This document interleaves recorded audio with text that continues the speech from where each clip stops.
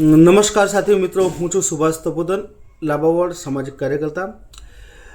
ગઈકાલનો ઇન્સિડન્ટની વાત કરું તો ગઈકાલે બપોરે મારા પોતાના વિસ્તાર નારોલ ગામમાં જ્યાં એએમસી કોર્પોરેશનની ઓફિસ છે ત્યાં મારે જવાનું થયું અને ત્યાં જે મુતરડી છે તે મુતરડી જે શૌચાલય છે સરકાર દ્વારા બનાવવામાં આવ્યું છે તે સરકાર દ્વારા જે શૌચાલય બનાવવામાં આવ્યું છે હું ત્યાં ગયો તો ત્યાં તમે નહીં માનો, જે હું તમને વિડીયોના માધ્યમથી બતાવીશ કે ત્યાં અસંખ્ય સંખ્યામાં દારૂની પોટલીઓ પડી હતી અને આ જે પોટલીઓ પડી હતી એનો મેં એક વિડીયો બનાવ્યો અને વિડીયો ઉતારીને જે વિડીયો બનાવ્યો છે એ વિડીયો જસ્ટ કોર્પોરેશન અને નારોલ પોલીસ ચોકી અને જે નારોલ પોલીસ સ્ટેશન છે તેથી 100 મીટરના અંતરના દાયરામાં આવે છે।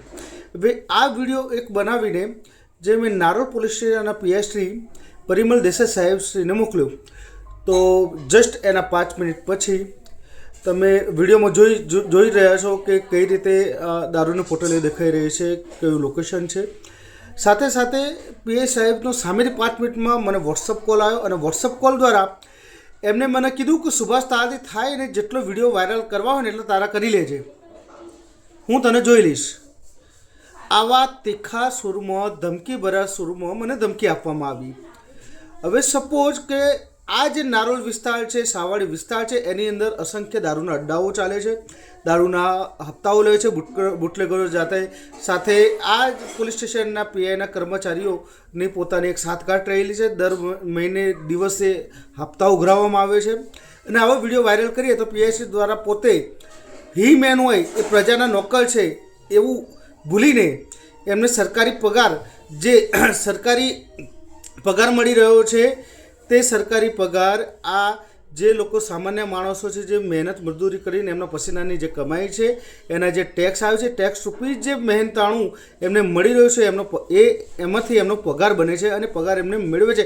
છતાં પણ એમને પૈસાની એટલી બધી ભૂખ છે કે તેઓ દારૂ જેવી ગંદી બાબત, જે દારૂ એક દૂષણ છે, આપણા ગુજરાતમાં પ્રોહિબિશન એક્ટ હેઠળ આવે છે, છતાં પણ આ લોકો આવું દૂષણ ચલાવે છે, એમને પ્રોત્સાહિત કરે છે અને અમારા જેવો જો આ વિડીયો એમને મોકલે છે કે સાહેબ આ તમારી પ્રતિષ્ઠાને નુકસાન પહોંચાડે છે, આવું અમે વિડીયો એમને મોકલીએ તો એમને ધમકીભર્યા સ્વરમાં વાત કરે છે।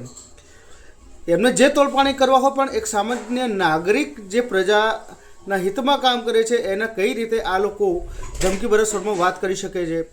પબ્લિકના નોકર છે, પબ્લિકના સર્વન્ટ છે અને એ રીતે એમને કામ કરવું જોઈએ, પણ ના, આ બધું બોલીને એમને દારૂના હપ્તામાં રસ છે, દારૂના જે બુટલેગરો છે એમને સાચવવામાં ખૂબ જ રસ છે। સાથે સાથે અમારા જેવાને ધમકાઈને અને ઇન ફ્યુચર ભવિષ્યમાં, આજે કાલે કે ભવિષ્યમાં કોઈ બુટલેગર દ્વારા અથવા તો કોઈ કર્મચારી દ્વારા મને ગાળાગાળી કે મને મારવાની કોશિશ કરવામાં આવે તો એમાં પર્સનલી નારોલ પીઆઈ પરિમલ દેસાઈનો હાથ રહેશે।